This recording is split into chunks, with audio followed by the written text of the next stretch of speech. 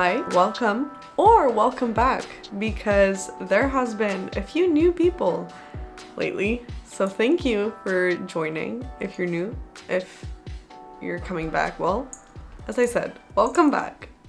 This video has been long coming. To be honest, I dreaded it for a while because I actually needed to take the time to sit down and come up with a plan, because if you've been here before, you might know that I turned 25 in August of 2023, and right before I turned 25, I had this whole crisis, which you could call a quarter life crisis. That's what I had. I had this whole idea of offering myself the opportunity to become my best self for my 25th birthday and for the upcoming year, and it was definitely easier said than done. And I think that the major reason why that happened was because I didn't have an actual plan. I had set some ground rules for myself, or some, I guess, foundation for this whole thing, and I had a vision of what the bigger picture looked like, but I didn't have any specific goals, I didn't have a plan, I didn't have a strategy, quite frankly. And I'm guessing that if you clicked on that video, it's maybe because you have been here before, maybe more than once. And I would know so because I've been trying to become my best self, or the best version of myself, for many years. It's been quite a few years. And what all of those years have in common is that I never had an actual plan. But this time around, I have. And so today I'm here to share all about my strategy and all about how you too can kind of recreate this plan and adapt it to your life and adapt it to whatever you want in order to become the best version of yourself. So go grab yourself a cup of tea, a cup of coffee, water, a notepad, a pen, your cell phone, whatever you need to take notes, because we're getting started. As I said, when I first started going through this quarter life crisis, I had this vision, I had this very broad goal, and I saw the bigger picture, but I didn't quite know what it meant for me to become the best version of myself. So I had to start by asking myself, okay, but what does the best version of myself like? What does her daily routine look like? What does it feel like? What does it look like? And to answer all of those questions, I came up with an inspiration board, or a mood board, or a, I guess, vision board. So I compiled a bunch of photos of what I thought it would look like to live my best life and to be this better and best version of myself, and here it is. Those are obviously inspirational, and they're meant to motivate me and to give me a sense of what it would look like to be that girl, to be that version of myself, and what it would feel like. And those are obviously for inspiration. And this is the fun part, because you can get creative with that. And I don't know about you, but I know that I'm a visual person. I need to see what I want in order to be, I guess, closer to achieving it, because having it in my head works, but it's never as, I guess, tangible as if I see it, and even more as if I feel it. So creating this vision board for me helped me to, I guess, materialize and get a better sense of what are the things I need to do in order to get there. So this is what I started with, and it's great. But realistically, that's not what's gonna help me to get there. And so I had to think smarter. That's right. As I said, I had this overarching goal of becoming this best version of myself, but this is so broad. And so I had to dig into my little brain and think of when I was studying marketing, and they talked about SMART goals. A SMART goal, according to my marketing classes, is the ultimate way to achieve something. So SMART stands for specific, measurable, achievable, realistic or relevant, and time-bound. Becoming this best version of myself was not specific, was not measurable. It was somewhat achievable, kind of realistic and relevant, but it was not time-bound. With that in mind, I decided to break down what it would look like and feel like to be the best version of myself into smaller goals that would be SMART. So I took my vision board, I took those more specific smaller goals, and I created a list of daily, weekly, and monthly non-negotiables. And those elements on my list of non-negotiables, whether they're daily, weekly, or monthly, are going to help me to get there and to become this best version of myself and to give me the sense of having my shit together. Although I should have mentioned that in the very beginning, that nobody really, truly ever has their shit together, but you can get close to it. And this is what those things are going to help me do. There are 10 non-negotiables on my daily list, 5 on my weekly list, and 3 on my monthly list. So let's dive into the daily list. First and foremost, skincare is non-negotiable for me. I have to do my skincare every single day, morning and night. I used to hate my skin as a teenager because I used to have a lot of imperfections. I still do, but it has gotten better. And having a skincare for me today is a way of, I guess, reconnecting with my skin or healing my relationship with my skin and the way that I see myself and the way that I appreciate my skin. And with the years, skincare has become this kind of ritual, and it's honestly, it has become a form of self-love. So it is important for me to keep on doing that daily, because there are times where I want to go to bed without taking my makeup just because I'm lazy, and there are mornings where I'm like, yeah, whatever, I'm just gonna put on like a mist and that's it. But I really want to actively be taking the time to do a full-on skincare in the morning and at night to not only benefit my skin, but also enjoy this little moment that I have with myself. My second daily non-negotiable is journaling. I kid you not, journaling has changed my life. Quite literally. It has changed my perspective on life. It has changed also the way that I process things and the way that I think things through. I've started journaling, I think it was 2 or 3 years ago, and I tried doing it daily, but I wasn't able to keep up with it. But this time, I really want to do it daily. Again, morning and night, because it gives me the sense of starting on a like fresh, clean slate, and it really helps me to process my thoughts. And writing them down, writing my thoughts down, or writing my feelings down takes them out of my head, if that makes sense. And whenever I do sit down and take the time to journal, it really does make a difference in my day. And so that's something that I want to implement. I mean, I'm already doing it, but I really want to stick to it on a daily basis. Third on the list is reading at least 10 pages a day. Similarly to journaling, reading has been very beneficial for my mental health, and especially at night, it helps me to cool down, and instead of scrolling on my phone, I'll be reading instead. And it's so calming, and I don't know, there's just so many universes and so many worlds to be explored while reading. And I've also been really into nonfiction. It helps me think, and it helps me to change up my perspective, and yeah, I've just been really into reading. And I want to do it on a daily basis because it just has been this good to me. So why would I not do it, you know?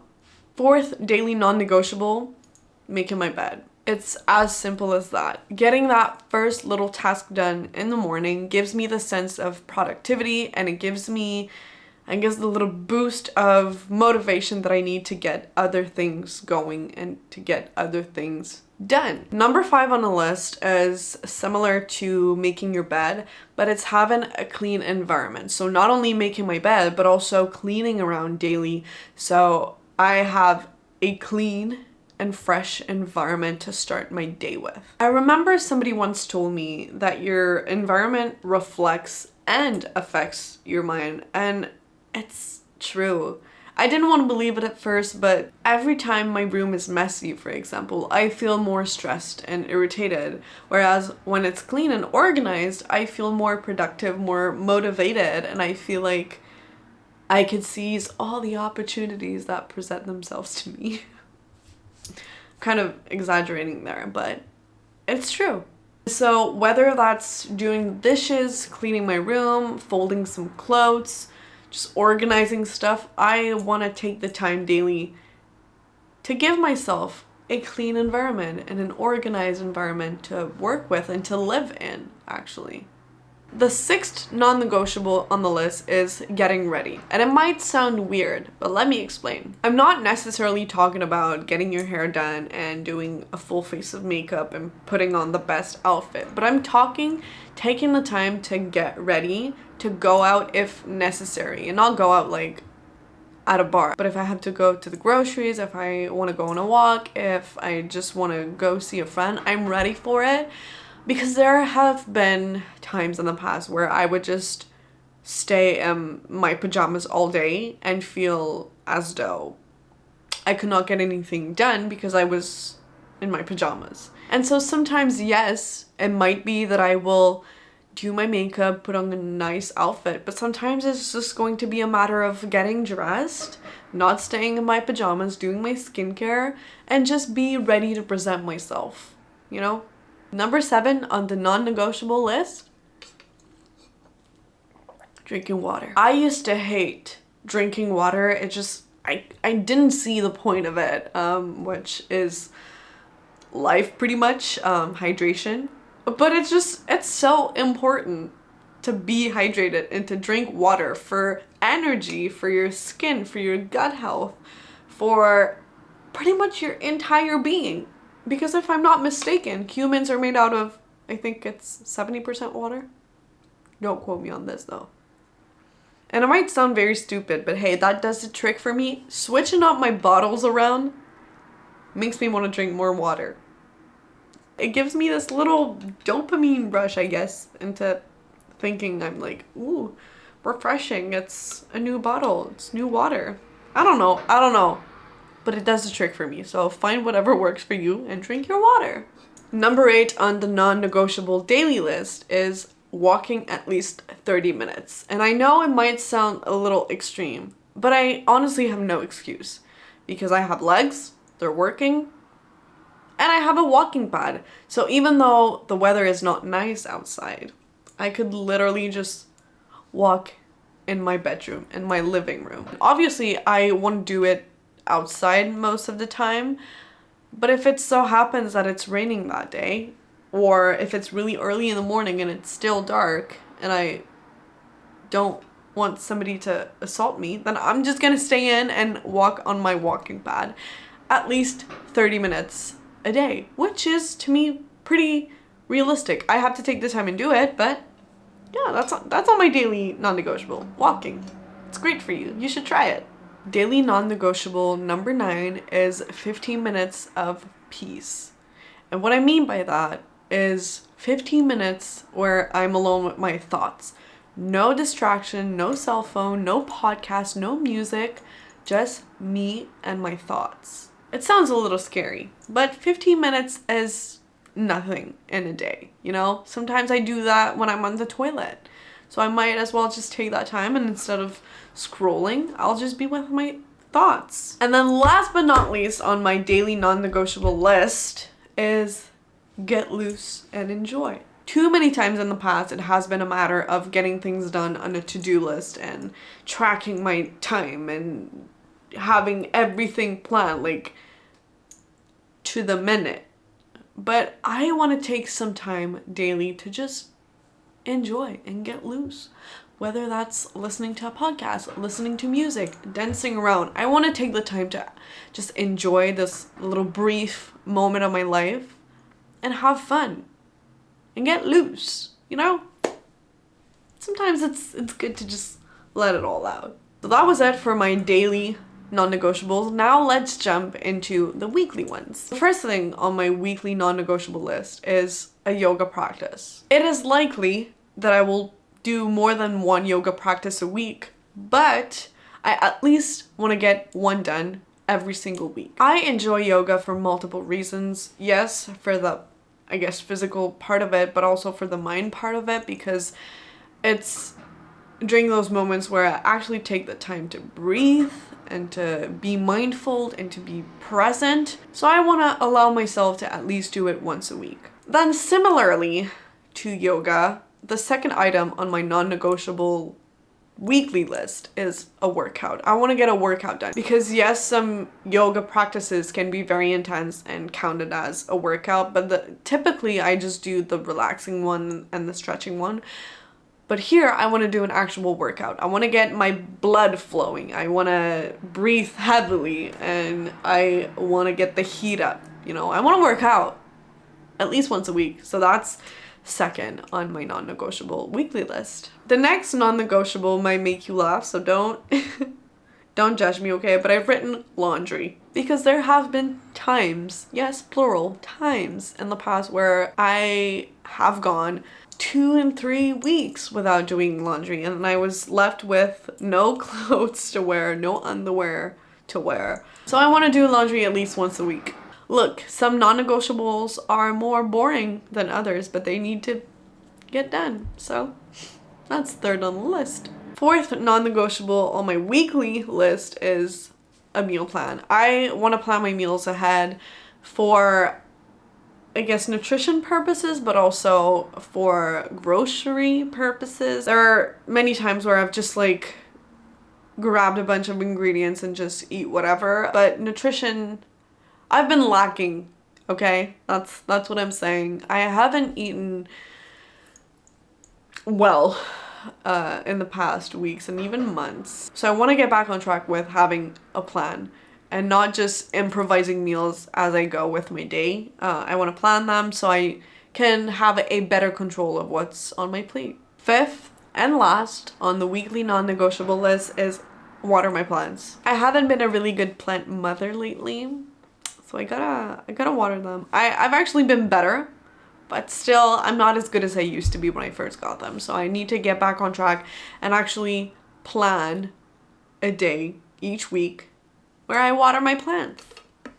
And that's why it's on the list. Last but not least, I have a monthly non-negotiable list, which starts with budget. I already have a budget sheet where I plan monthly all of my expenses and all of my income, but I want to be, I guess, more or less flexible with it.